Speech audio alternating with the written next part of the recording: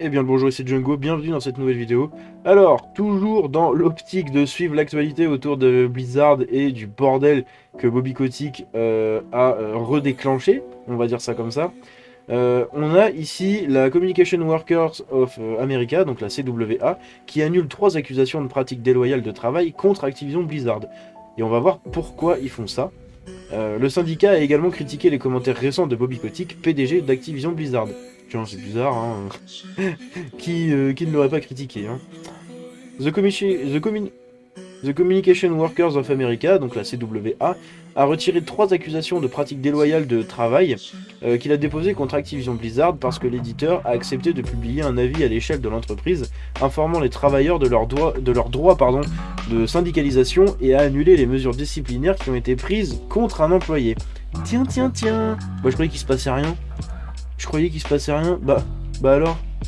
La CWA a déclaré avoir déposé ces 3 ULP en raison de préoccupations concernant l'ingérence de l'entreprise et la surveillance de l'activité concertée protégée. Et a affirmé que le National Labor Relations Board, le NLRB, a trouvé le mérite avec ces accusations. Bien que 3 ULP aient été retirés par la CWA, d'autres restent actifs. Et il y en a beaucoup d'autres.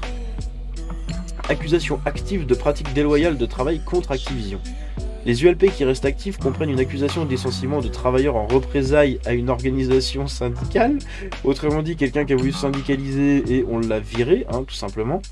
L'une des violations les plus graves du droit du travail, on est d'accord, a déclaré un porte-parole de la CWA. Les ULP actifs comprennent également les tentatives d'Activision de faire dérailler l'organisation des travailleurs de son studio Raven en changeant de travail, niant les augmentations des travailleurs qui ont été fournies aux travailleurs non organisés à travers le pays. Ça fait beaucoup de fois le mot travailleur. Mais on sait aussi qu'ils avaient embauché des avocats à l'époque qui étaient censés foutre la pression aux employés qui voulaient se syndiquer. Et donc c'est un cabinet d'avocats qui est vachement connu dans le pays parce que à chaque fois on va dire qu'ils agissent beaucoup avec les points, si on peut dire ça comme ça, et ils sont très pro entreprise, donc les employés allaient vous faire foutre quoi. Et du coup c'est ce qui s'était passé là-bas. L'entreprise a également été constatée qu'elle avait retenu des prestations et sollicité des griefs en violation de la loi nationale sur les relations du travail. Allez, s'il fallait en rajouter, en voilà. Dans une déclaration envoyée à Game Developer, la CWA a également critiqué le PDG d'Activision Blizzard, King, Bobby Kotick, pour avoir refusé d'assumer la responsabilité de la culture toxique d'Activision. Ah mais il n'y a rien dans mon entreprise, moi j'ai rien vu, non, on a voulu nous nuire, nous déstabiliser.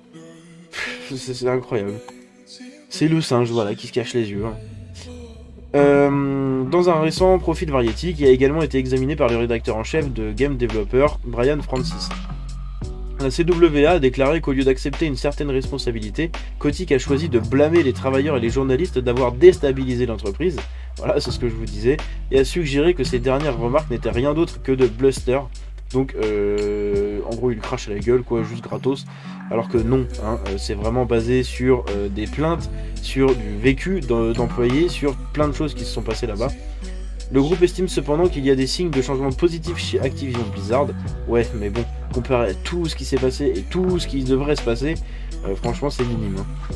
Les travailleurs sont actuellement à la table des négociations à Raven et à Blizzard Albany, où l'entreprise et le syndicat ont récemment commencé à conclure des accords provisoires qui jetteront les bases de progrès futurs, a poursuivi la CWA. Les déclarations de Kotick à la presse risquent de saper ce processus productif. Ce qui se passe ensuite, c'est à Activision Blizzard de décider. Et quand on voit ce qu'il fait quand il ouvre sa goule, c'est vraiment juste remuer le couteau dans la plaie et refaire parler de lui. Alors je sais pas vraiment quelle est la stratégie derrière, il y en a peut-être une, hein. Ça se trouve il y en a juste pas et il est juste con, hein. Mais bon ça m'étonnerait quand même.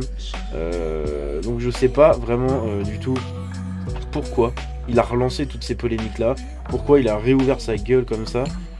Il se tire vraiment une balle dans le pied, après c'est mon avis mais bon.